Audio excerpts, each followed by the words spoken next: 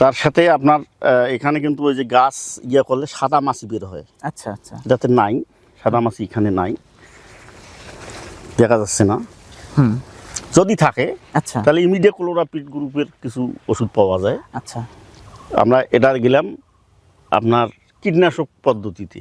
যদি আমরা জৈবভাবে আবাদ করি তাহলে নিম পাতা বা তুত এ জাতীয় দিয়ে রস করে স্প্রে করলে এটা নির্মূল হওয়া সম্ভব। আচ্ছা, আরেকটা বিষয় দেখেন, এই যে পাশে একটা গাছ দেখেন খুব হাইট কিংবা স্বাস্থ্য ভালো হয়ে গেছে, তার পাশে কিন্তু আরেকটা, এখানেও কিন্তু ওই যে সাইজে ছোট আসছে। এই দুইটা কিন্তু একই জায়গার, একই জমির রোপণ, একই সময় রোপণ, সবই একই। এইটার ডিসটেন্সটা হওয়ার কারণটা কি আমাকে একটু বলুন। বিষয়টা হচ্ছে কি, এটাতে ওই যে ডগা ছিদ্র করা পোকা অ্যাটাক করছিল, যার ফলে ডালপালা ভাঙিয়ে দিছি। আচ্ছা, আপনার 50% কর্ষণ করে দিছি। আচ্ছা, মানে ওই পোকা ডগা ছিদ্র করছিল, যার ফলে আমরা ভাঙ্গি দিয়ে এটাকে মানে কভার করতে একটু টাইম লাগতেছে। আচ্ছা, এটাতে ওইভাবে নাই আর কি। এটা এক পেজ দিয়ে আপনার কৃষকের জন্য এটা একটা ক্ষতি না? কারণ এখান থেকে পর্যাপ্ত পরিমাণ আপনি যতটুকু হলো আপনার আশার ফল পাচ্ছেন, ওটাতে পাচ্ছেন না, এটা একটু লেট ভ্যারাইটিস হয়ে যাচ্ছে। ক্ষতির দিকটা বলতে গেলে কি, 50% যদি আমাদের পাতা কর্তন করি তাহলে এটা ক্ষতি হবে না। আচ্ছা, ফলটা হয়তো এক আধ দিন আগে আসবে, কিন্তু এটাও যে পরিমাণ ফল আসবে ওটারও একই পরিমাণ ফল আসবে, কিন্তু একটু টাইমের ব্যাপার আছে। আর এই যে ফলগুলো যে আসে, এই ফলগুলো পরিপক্ক হতে মানে একদম হওয়ার কতদিন পর্যন্ত রাখলে আপনার দৃষ্টিতে মনে হয় যে অন্য কোনো পোকার আক্রমণ হবে না? এটা তো নির্দিষ্ট হারভেস্টের সময় থাকে। আমরা অনেকে ভাবি যে বাজার দর কম বেশি হওয়ার কারণে আমি 2 দিন পরে একটু হারভেস্ট করি, সেক্ষেত্রে দেখা যাচ্ছে যে মাঠের ফসল মাঠেই নষ্ট হয়ে যায়। এটা সব ফসলের ক্ষেত্রে হয় না, কিন্তু বেগুনের ক্ষেত্রে সজাগ থাকা লাগবে। বেগুন যখন ম্যাচিউরড হওয়া শুরু হবে, এটা বয়ে রাখা সম্ভব হবে না। দাম যা হয় হোক সেল করে দিতে হবে, এই বিষয়টা লক্ষ্য করতে হবে। তা না হলে ওই বেগুনটা মোটা হয়ে যাবে, কাস্টমার নিতে চাবে। আপনি যে এখানে মালচিং কিন্তু ব্যবহার করেন নাই, মালচিং ব্যবহার করলে হয়তোবা আরো বেশি ফসল আসতো। তো এই মালচিং বিষয়ে আসলে আপনার দৃষ্টিতে কি বলা হয় থাকে? আসলে মালচিং পদ্ধতিটা করতে গেলে একটু ব্যয় সাপেক্ষ, কিন্তু বিষয় হচ্ছে আমরা যে পদ্ধতিতে জৈব বালাংশ পদ্ধতিতে যে আবাদ সুবিধ করছি, তাতে কিন্তু দেখা যায় যে এই এলাকার কৃষক ওইভাবে করে না। আর আমরা ওই যে আপনার জৈব বালাংশ পদ্ধতিতে চাষাবাদটা করতে চাইতেছি, সেই হিসাবে ফসলের কিন্তু দামের হেরফের হওয়ার কথা। এটা মানুষের শরীর বা যে একটু হলো ক্ষতির দিক দিয়ে কম, সেই হিসাবে বেগুনের দামটা একটু উচ্চ মূল্য হওয়া উচিত। কিন্তু ওইভাবে ওই একই রকম পাচ্ছি। হ্যাঁ, এভারেজ পাচ্ছি। কিন্তু আমার দৃষ্টিতে যেটা মনে হয় সেটা হচ্ছে যে শুধু আমরা এইটার দিকে দাম যে কম বেশি পেলাম সেটা না, আমরা হয়তোবা দেখা যাচ্ছে যে ওখানে ওই যে জৈব বালাইনাশকের কথা বলেন অথবা কীটনাশকের কথা বলে যে স্প্রে এটা খরচটা আমাদের কম হচ্ছে, রোগ বালাইয়ের পরিমাণটা কমে যাচ্ছে, এবং আমাদের এই যে এখানে যে নিড়ানি যে খরচটা আছে সেটাও কিন্তু আমাদের তুলনামূলকভাবে কম লাগছে। এদিক দিয়ে কিন্তু আমরা এভারেজ একটা ক্যালকুলেশন করলে ওই ঘুরে ফিরে দেখা যাচ্ছে যে একই হচ্ছে। আর এই যে বেগুন চাষের যেমন আপনি এই যে সেক্স ফেরোমন যেটা বলা হয় কিংবা ইয়েলোফার্জিক ব্যবহারগুলোর কথা বলা আছে কিংবা আপনি নিজে ব্যবহার করতেছেন, এটার উপকারিতা সম্পর্কে আমাকে একটু বলবেন, এবং 1 বিঘা জমিতে কি পরিমাণ পর্যন্ত আপনার এটা রাখা উচিত? আমরা যদি সেক্স ফেরোমন ফাঁদ ব্যবহার করি জি, তাহলে কিন্তু এই জমিতে পোকার আক্রমণ মারাত্মকভাবে কমবে। যেমন আমরা এই যে যেমন আমরা ইউলোফাটটা মূলত এই উপরি পোকা, যে সমস্ত পোকা এইটাকে দৃষ্টি আকর্ষণ করে, কিন্তু আকর্ষণ করার পরে এই যে মাছি ইত্যাদি পোকা এখানে কিন্তু আটকে গেছে। এটা 90 বা 100 দিন পর্যন্ত স্থায়িত্ব থাকবে, আটা থাকবে, এই যে আটা 90 কিংবা 100 দিন। আচ্ছা, এখানে একটা ব্যাপার আছে, আটার যে বিষয়টা আছে, যেখানে এখানে যদি প্রচুর পরিমাণ বৃষ্টির পানি পড়ে তখন কি এই আটার কাজ কমে যাবে? বৃষ্টির পানি পড়লে ক্ষতি হবে না, আচ্ছা, কিন্তু ওই ধুলাবালি পড়িয়া আটাটা ঢাকি গেলে ওটা চেঞ্জ করতে হবে। এই জিনিসটা এটাকে বলা হয় ইয়েলো ফাদ। জি। আচ্ছা, এটার প্রাইস কিরকম পড়ে আনুমানিক? এটা 80 টাকা পার পিস পড়বে। তাহলে আপনার প্লাস মাইনাস 80 প্লাস মাইনাস। এটা কোন সময়টাতে রোপণ করতে হবে? বেগুনের যখন, হ্যাঁ, বেগুনের চারা যখন লাগার পরে, হ্যাঁ, বাড়ন্ত অবস্থায়, আচ্ছা। ফুল ফল আসার উপক্রম, সেই টাইমে আমরা লাগাবো। আচ্ছা, সেই টাইমে লাগাইলে আমাদের বিভিন্ন পোকার থেকে, অত ছোটো চারাতে তো আমরা ওই হার্ড ওষুধ ব্যবহার করতে পারবো না, তাহলে গাছগুলো খুব ঝুঁকিতে দাঁড়াবে। যদি আমরা এই ফাঁদ ব্যবহার করি, 5% একটা, 5% একটা 5%, আমরা যদি 1 বিঘাতে আমাদের প্রায় 6টা থেকে 7টার প্রয়োজন। হ্যাঁ, এখন বিষয় হচ্ছে আমরা ইউলো ফাঁদ 6টা ব্যবহার করলাম, তারপর ওই যে ওই কালার ইয়েটা, আচ্ছা, সেক্স হরমোন আছে, ওই ইয়ে আছে আমাদের এইখানে যেটা আছে, হ্যাঁ, এটাও কিন্তু প্রতি শতাংশে 5টা।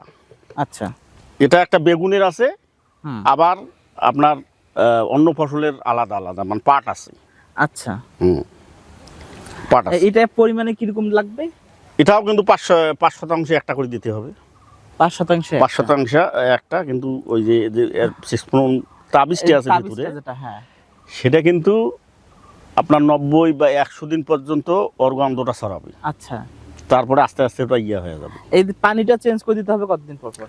পানিটা ওখানে সাবানের পাউডার দিয়ে আমরা পানি তৈরি করছি, পানিটা 7 দিন 8 দিনের মধ্যে আমরা ওটা চেঞ্জ করে দেবেন। হ্যাঁ, আচ্ছা, তো এটা হচ্ছে মূলত আমরা সেক্স ফেরোমন ফাঁদ হিসেবে আমরা বলে থাকি, কিংবা এটার অন্য কোনো একটা ভালো নাম কি বলা হয়? সেক্স ফেরোমন আমরা জানি, এটা বলা হয়। আচ্ছা, আপনি বললেন যে ইয়েলো কথা বললেন, কিন্তু আমি এখানে অন্য একটা কালার দেখতে পাচ্ছি, এটার আসলে কাজটা কি একটু বলবেন?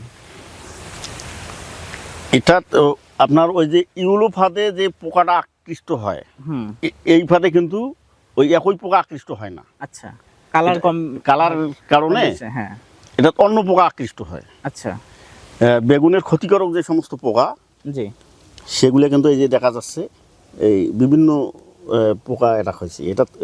এটা যে পোকাগুলো অ্যাটাক করছে, ওই ইউলো ফাঁদটাতে কিন্তু সেগুলো অ্যাটাক করে। এটার নাম কি বলা হয়ে থাকে? এটা আমি ওইভাবে মনে নাই। আচ্ছা, ওই ক্যাটাগরির, হ্যাঁ।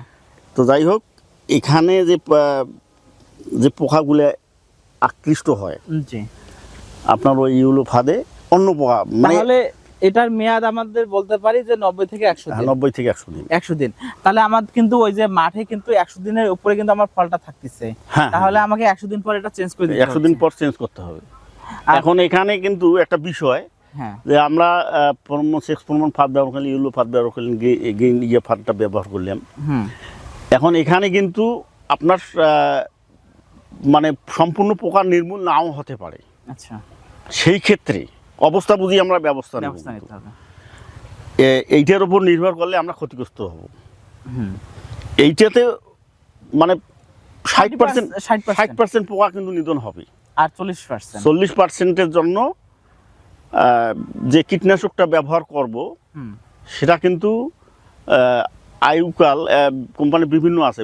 7 দিন একটা ওষুধের মেয়াদ আছে, 12 থেকে 15 দিন, 22 দিন, 40 দিন, এ ধরনের মেয়াদ ওষুধ আছে। আমরা যেটা কমজোরি, মানে অল্প দামে, মনে করেন যে 5 থেকে 7 দিন আয়ুকাল থাকবে, এটা তো মানুষ খাবে, এটাতে ভারী ওষুধ ব্যবহার করা যাবে না।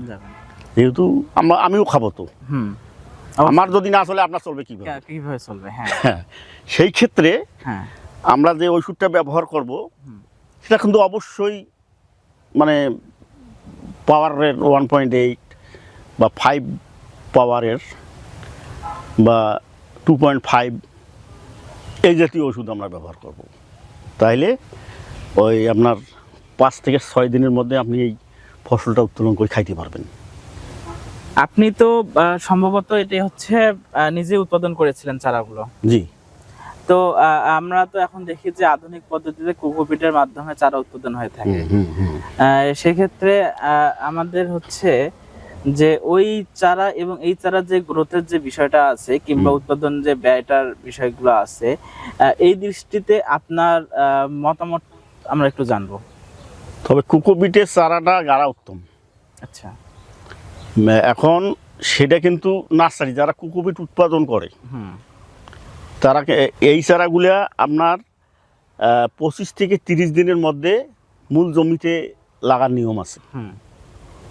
তার ধরেন 40 দিন কি চারা যদি আমরা লাগাই তাহলে সেই ক্ষেত্রে ফলনটা আমাদের কমবে।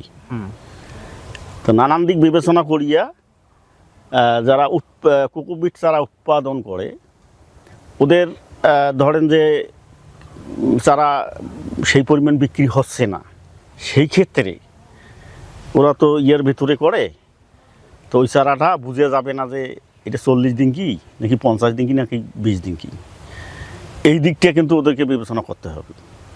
যদি আমরা 40 দিন কি চারা আমরা তো পয়সা দিয়ে নেব, সেই ক্ষেত্রে